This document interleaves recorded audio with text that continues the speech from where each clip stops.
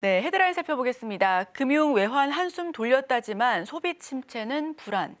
윤석열 대통령에 대한 탄핵 소추가 지난 토요일 가결됐습니다. 금융과 외환 부분에서는 불확실성이 어느 정도 해소될 것이다라는 기대가 있는 반면에 소비 침체에 대한 불안감을 커져가고 있는 상황입니다. 여기에 트럼프 리스크와 대통령 국정 공백 그리고 소비 침체, 환율 여러 가지 사중고를 겪고 있는 우리 한국입니다. 이에 대해서 어떻게 분석하실까요?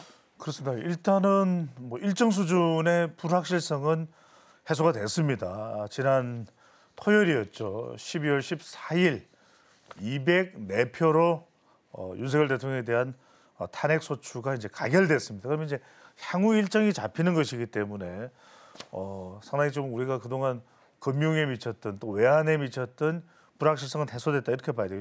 실제 그런 반응들도 나올 수 있어요. 이따 소개해드리겠습니다만 월가 쪽에서 월스트리트 저널 같은 경우에서는 그래도 이제는 일정이 잡히지 않았느냐. 이것이 이제 한국 민주주의가 다른 민주주의가 아닌 제도와는 다르다라고 해서 시장에 대해서도 좀 안정감을 찾을 것이다 이렇게 전망을 하고 있어요. 근데 문제는 뭐냐면 우리가 8년 전에 탄핵 과정에서도 보면 좋은 일은 아니죠. 예. 그러다 보니까 상당히 소비에 미치는 영향이 적지 않습니다. 그러니까 사회적으로 좀 불안하거나 이러면 우리가 심리적 영향을 받기 때문에 그런 부분들이 소비를 좀 침체하게 만드는 그런 현상들이 있다는 것이 결국 우리 경제에 미치는 가장 큰 영향으로 볼 수 있겠고요. 무엇보다도 금융과 외환은 조금 안정될 수 있다는 전망이 나오는 반면에 결국은 소비 침체입니다. 내수 경기. 그러니까 우려가 여전히 나오고 있는 상황이고 내년도에 경기 성장률이 높지 않다는 것이 미리 예고된 셈이거든요. 예고가 됐기 때문에 일단은 이 일정은 정해졌지만 향후의 불확실성이 완전히 제거된 건 아닙니다. 그러다 보니까 윤석열 대통령에 대한 이제 탄핵 소추가 국회에서는 가결됐고 또 이게 헌법재판소에서 어떻게 되느냐도 우리가 지켜볼 부분이에요. 물론 이제 여론상으로는 또 당연히 인용될 것이다 이렇게 이야기를 하고 있지만 그건 모르는 겁니다. 헌법재판소의 결과라는 것은 그 누구도 단정할 수는 없습니다. 기각이 될지 인용이 될지 또 수사는 어떻게 진행될지 이런 부분들이 여전히 보도가 되고 있고 이렇기 때문에 이런 부분들을 우리가 완전히 확정이 된 일정이다. 로드맵이다. 이렇게 보기는 어렵습니다. 그래서 일단은 이제 우리가 금융시장이나 외환시장이 안정된 건 상당히 또 반가운 그런 이제 소식일 텐데 비상계엄 이후에 원달러 환율이 1,440원대를 돌파하기도 했었습니다. 그래서 2년여 만에 최고 수준까지 치솟았고 정치적 불안에 대한 우려가 계속 지속되는 상황인데 이 부분은 일단 해소가 됐습니다. 근데 이제 거듭 말씀드립니다만 앞으로 나올 수많은 심리적 요인입니다. 이런 부분들을 잠깐 표를 보면서 말씀을 드리면 네.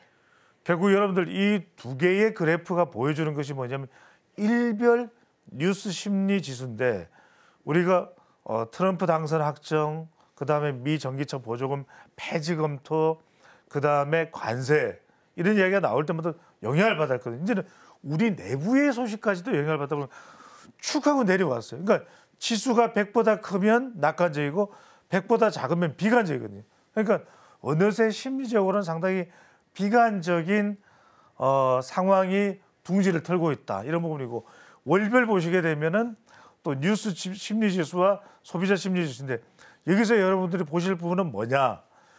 뉴스 심리 지수에 고스란히 파란색 소비자 심리 지수가 따라가는 걸 보셨죠. 그러니까 이제 기업의 매출이나 기업의 성장력이나 이거는 다른 이야기가 될 수 있지만 적어도 소비는 이런 뉴스 지수에 영향을 받을 수밖에 없다. 저런 요인들을 쭉 보면 거의 어느 순간은 싱크로로 돼가는 모습들을 보실 수가 있단 말이에요. 그 얘기는 반도체가 회복되는 국면이었지만 뉴스 상황이 안 좋다 보니까 오히려 소비자 심리 지수는 더 내려가는 저런 상황이기 때문에 앞으로 여러분들이 우리 서울경제TV를 통해서 전달되는 많은 지표들도 확인을 하시겠지만 이런 심리 요인들에 얼마나 여러분들이 안정적으로 투자를 가져가느냐도 매우 중요한 부분이 될 것으로 보입니다. 네, 얼어붙은 소비 심리로 인해 내수 경기에 대한 우려가 더 확산되고 있습니다.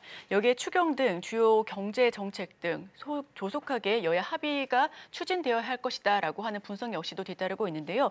무엇보다 탄핵 국면에서 한국 경제를 바라보는 불확실한 시각을 해소하는 것이 가장 중요할 것으로 보여집니다. 즉 코리아 디스카운트 밸류업 미션일 건데 그래도 외신은 이번 촛불 집회 굉장히 질서 정연했다라고 감탄을 하고 있습니다. 이와 관련해서 어떤 코멘트가 있을까요? 그렇죠.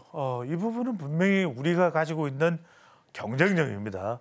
우리의 어떤 민주주의 민도가 상당히 높아졌고 그래서 국가적 혼란상으로 가지 않고 3.1 비상계엄 선포가 있고 난 이후에 빠른 국회에서의 대응이 가능했고 불과 한 10여일 만에 탄핵 소추라고 하는 가결이라고 하는 국민적인 또는 국회에서의 결정이 내려진 것이거든요. 이런 부분들은 외국에서 높게 평가합니다. 그런데 그보다는 이미 우리가 국내 요인 외에도 외부 요인이 있었던 거죠. 그러니까 오히려 외부 이 외생적인 파생 변수가 많은 요즘 같은 상황 때는 사실 내부는 매우 안정적이어야 되는 것이거든요. 대응을 위해서. 그런데 그렇지 않다라는 것 자체가 더 큰 파장을 이제 우리에게 줄 수 있는 부분인데 그래서 자꾸 비교가 됩니다. 결과적으로는 우리가 상장 지수 펀드 ETF라는 것이 결국 심리적 요인도 작동하고 있다. 왜?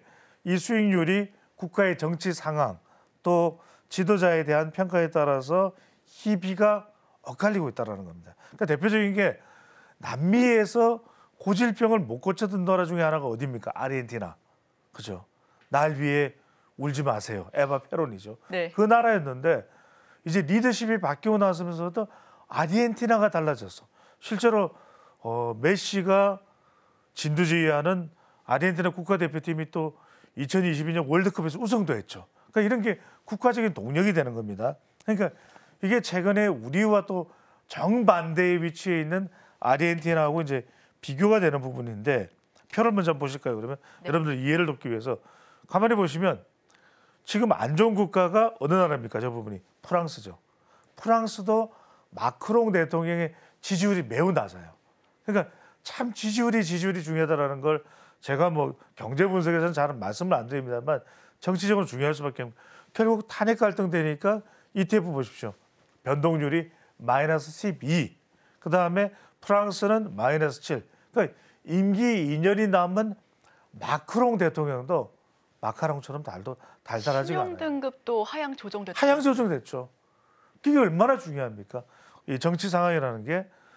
그다음에 트럼프 랠리가 되니까 미국을 보십시오. 잘 나가죠. 지금 아르헨티나 보십시오. 더 잘 나가요. 그러니까 이게 얼마만큼이나 정치 리더십이 중요한가, 지지율이 중요한가. 그러니까 이게 어떤 그 국가의 브랜드 가치 또는 기업 가치까지도 영향을 주고 있다 이렇게 볼 수 있는데 너무나 극단적으로 다릅니다. 우리의 경우에는 지금 마이너스 12%까지 급락을 했는데 아르헨티나는 19% 급등을 해요. 아니 이소냉코도 아실 거예요. 아르헨티나 뭐 특별한 게 있나요? 오히려 우리 포스코가 가서 바로 2차 전지의 이 원료가 될 수 있는 그 지역을 아예 사들이는 통째로 그런 정도의 자기 이 지하 자원까지도 방어를 잘 못할 정도의 나라였는데 그런 나라가 지금 완전히 대비가 되고 있는 겁니다. 그만큼 4분기의 경우에 우리가 보시면은 또 윤석열 대통령 정치권에서는 계속 싸우고 있죠. 말 그대로 이게 정말 외신들이 다 보고 있어요. 외국 투자자들이 다 보고 있습니다. 그러다 보니까 이런 상황인데 우리 경제 성장률 지금 발표되는 기간마다 다릅니다만 지금 OECD에서는 2%지만 이건 이번 사태가 반영이 안 된 겁니다. 현대경제연구원에서는 1.7%, 내년 상반기에는 1.5%. 이거 큰일이죠. 그러니까 그러다 보니까 이게 지수와 연동되는 ETF의 경우에는 우리는 더 안 좋은 상황이 되고 있다. 이런 말씀을 드릴 수밖에 없고 결국 아르헨티나의 경우에는 하비에르 밀레이 이 대통령의 개혁안들이 국민들에게 점점 먹히고 있다. 그러니까 정치 개혁, 지도자의 리더십, 지지율 이런 것들이 얼마나 중요한지 다시 한 번 더 우리가 확인되는 그런 상황이라고 볼 수 있겠습니다. 지금 바로 구독을 눌러보세요. 실시간 경제 뉴스, 투자 전문가들의 다양한 시황과 정확한 분석, 또 알찬 투자 정보까지 신뢰할 수 있는 저희 서울경제TV와 함께하세요.